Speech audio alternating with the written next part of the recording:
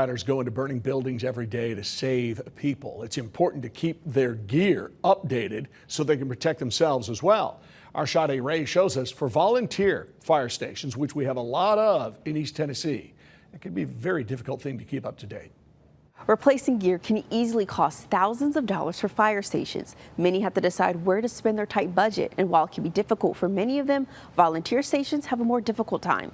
Volunteer fire stations are often funded by state grants and donations. That means there's not always a lot of money. Parentsville Volunteer Fire Chief Daniel Henry says sometimes volunteer stations use outdated gear to make ends meet. In our past, we have had outdated gear, and we had to just, you can't use this, you can't go on a fire with this, and, we get so many new sets. We may have got 2 new sets. Those people have to go in, and help the life, but with that outdated stuff, you may have to sell stuff around your fire department to get. I mean, if you ain't getting grants, then you have to have money somewhere. Henry showed me the difference between a 2004 turnout jacket. It's getting better, and it's improving. The quality is much better and more protecting for the firefighters nowadays. A 2022 turnout jacket. It looks outdated, but it is not. And that's when I come back to the fact of, fires burn hotter. And a 2025 turnout jacket, which he says the station bought from a state grant. It's not so heavy, so you're not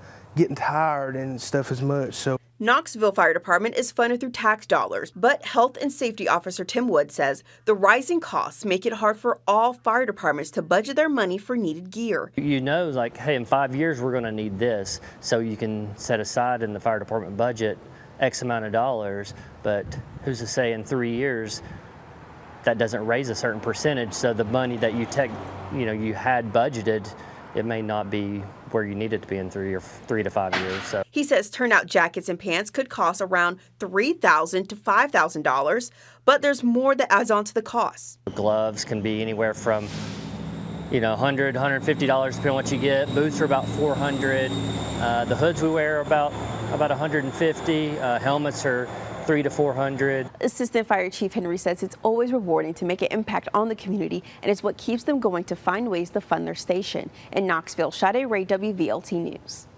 More than 200 volunteer fire stations got grants from the State Department of Commerce and Insurance to buy replacement equipment. The Assistant Chief Henry says his station will apply for another round of grants in November.